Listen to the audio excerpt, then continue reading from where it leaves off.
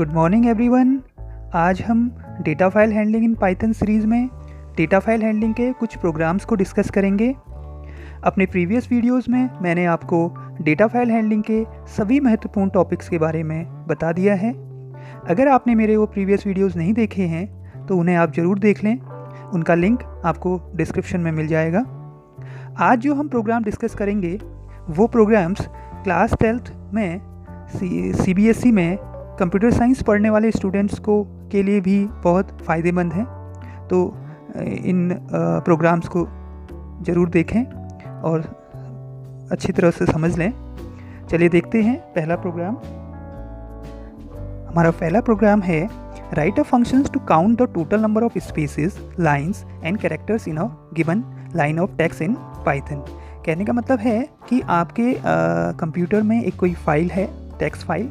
उस text file को आपको रीड करना है और उस टेक्स्ट फाइल के अंदर कितने स्पेस हैं, जो वो टेक्स्ट कैरेक्टर्स लिखे हैं उनके बीच में कितने स्पेसेस हैं, कितनी लाइंस उसमें हैं और कितने कैरेक्टर्स उस टेक्स्ट फाइल में हैं, तो वो आपको काउंट करके बताना है इस प्रोग्राम के थ्रू। और ये प्रोग्राम कैसे बनाना है? फंक्शन के थ्रू बनाना है, मतलब एक यूजर डिफाइंड फंक्शन इसमें बनाना है, उसकी मदद से इसको बनाना है। तो हमने एज्यूम करा कि आपके कंप्यूटर में एक ऑलरेडी एक फ़ाइल बनी हुई है stu.txt, जिसके अंदर आप देख रहे हैं कि कुछ कंटेंट लिखा हुआ है जिसमें 3 लाइन हैं और स्पेसेस कितने हैं वो अभी हमें बताएगा वो काउंट करके, और कितने कैरेक्टर्स हैं वो भी हमें बताएगा।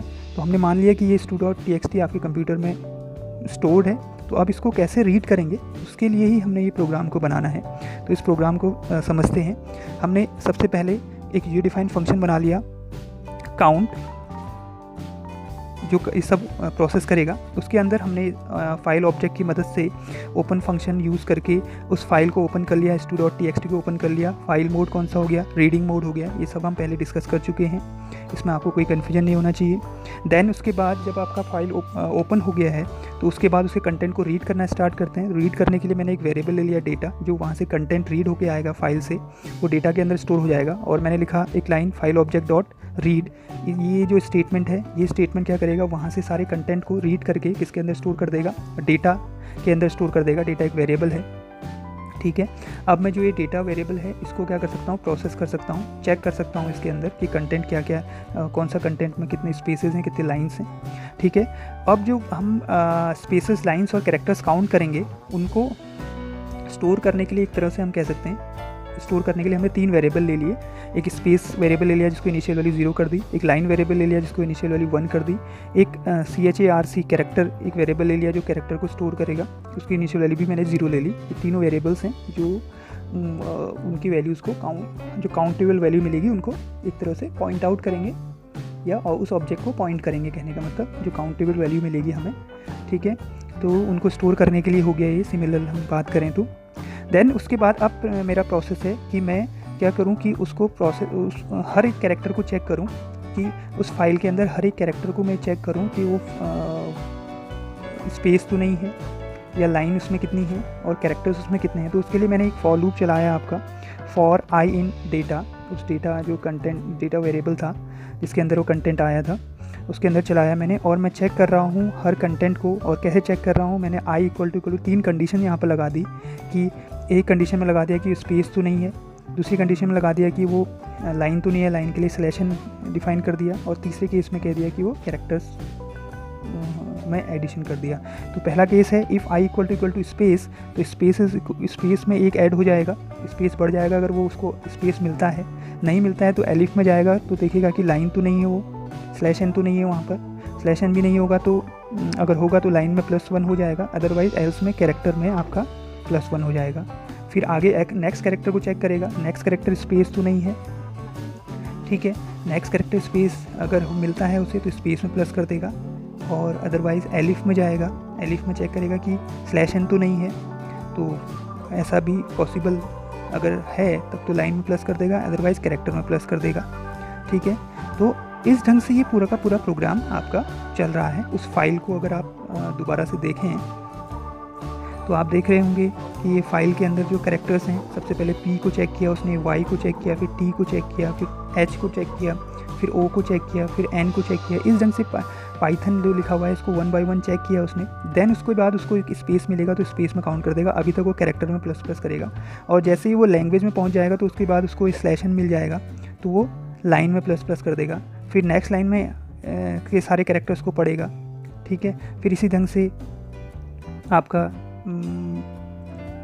तीसरा वाला लाइन को पढ़ेगा, और फाइनली क्या होगा कि आपका जहाँ पर वो एन पढ़ लेगा, जब लर्न तक पढ़ लेगा कंप्लीट, तो उसके बाद क्या होगा कि वो प्रोग्राम की बाइट्स क्या हो जाएंगी, कंप्लीट हो जाएंगी। तो आपका ये फॉर लूप क्या हो जाएगा, ख़त्म हो जाएगा। यहाँ पर पूरा का पूरा प्रोसेस जो है फॉर लूप ये एंड हो जाएगा।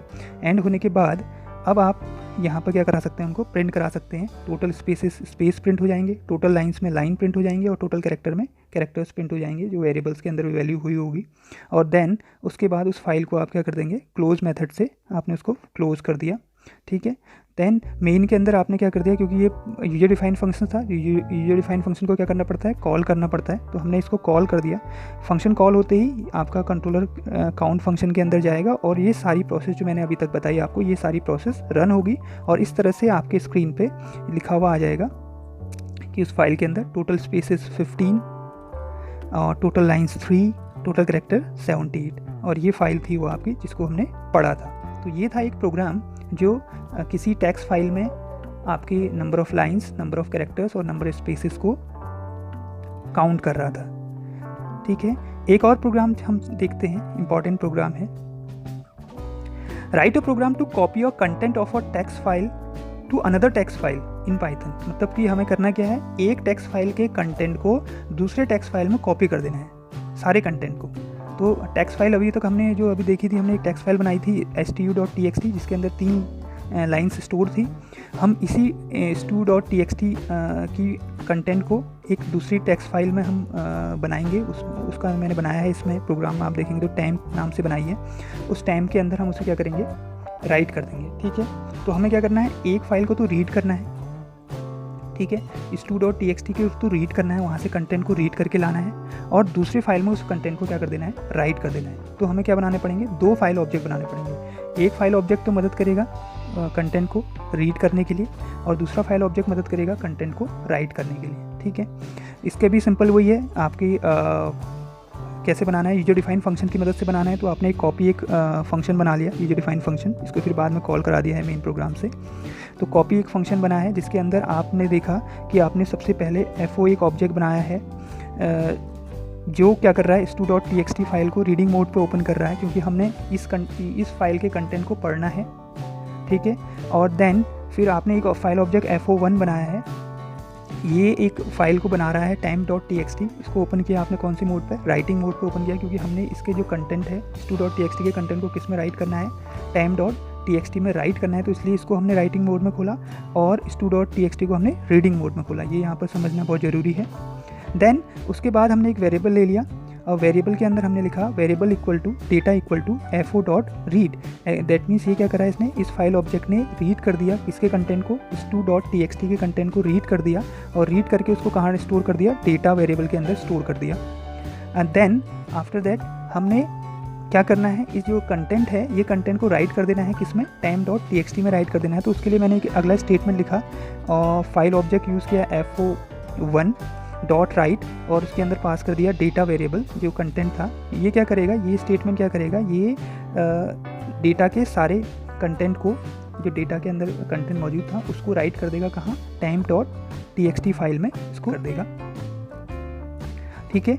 और जब ये कंप्लीट राइट हो जाएगा तो उसके बाद आपके पास प्रिंट स्टेटमेंट रन होगा, और प्रिंट स्टेटमेंट में आएगा आपका डेटा कॉपीड सक्सेसफुली लिखा हुआ आ जाएगा। एंड देन आप उसको दोनों को क्या कर देंगे, आप दोनों फाइल ऑब्जेक्ट की मदद से इस फाइल्स को क्या कर देंगे, क्लोज कर देंगे, FO.close और FO1.close। तो ये प्रोग्राम कैसे रन हुआ, आपने मेन प्रोग्राम जब आपका रन होगा, एग्जीक्यूट करेंगे तो कॉपी फंक्शन कॉल होगा, और कॉपी फंक्शन कॉल होते ही कंट्रोलर कॉपी की डेफिनेशन पर जाएगा, और ये सारा प्रोसेस जो मैंने अभी आपको बताया ये प्रोसेस चलेगा, ठीक है। इसमें सबसे पहले stu.txt को रीडिंग मोड में ओपन किया, और time.txt को राइटिंग मोड में ओपन किया, देन stu.txt का कंटेंट पढ़ा, और उसके कंटेंट को राइट कर दिया किसमें, time.txt में कर दिया। बहुत सिंपल सा प्रोग्राम है, बहुत ध्यान से आप समझेंगे तो क्लियर हो जाएगा। तो जो इसका आउटपुट आएगा उसको देख लेते हैं वो कैसा होगा, कैसा दिखेगा आपको। आउटपुट में केवल एक स्टेटमेंट लिखा हुआ आएगा, डेटा कॉपीड सक्सेसफुली। जब ये स्टेटमेंट लिखा हुआ आ गया तो इसका मतलब आपने क्या कर लिया है, कंटेंट आपका सक्सेसफुली कॉपी हो चुका है। अब आपके कंप्यूटर में 2 फाइल बनी होंगी। एक तो ऑलरेडी फाइल बनी थी पहले से ही, कौन सी फाइल, stu.txt तो पहले से ही बनी थी जिसको हमने पढ़ा, ठीक है। एक और फाइल क्रिएट होगी temp.txt, temp.txt, और उसके अंदर आप देखेंगे कि जो stu का जो कंटेंट है सारा का सारा, वो कंटेंट किसके अंदर कॉपी हो जाएगा, temp के अंदर कॉपी हो जाएगा, temp वाले वेरिएबल के अंदर हो जाएगा कॉपी, ठीक है। तो ये मेथड था कि किसी एक फाइल के कंटेंट को दूसरी फाइल में कॉपी करना। आई होप आपको ये प्रोग्राम, दोनों प्रोग्राम बहुत अच्छी तरह समझ में आ गए होंगे। अगर आपको ये नहीं आए हैं तो दोबारा रिपीट कर लीजिए, वीडियो को देख लीजिए, कमेंट सेक्शन में कुछ कमेंट कर लीजिए अगर जो चीज़ आपको नहीं समझ में आ रही है, उस पर फिर मैं दोबारा कुछ और नया वीडियो बनाने की कोशिश करूँगा। अगर आपको ये वीडियो पसंद आया है तो इसे लाइक करें, शेयर करें और सब्सक्राइब करें इस चैनल को। मिलते हैं कुछ ऐसे ही प्रोग्राम्स के साथ अगले वीडियो में। Thanks for watching.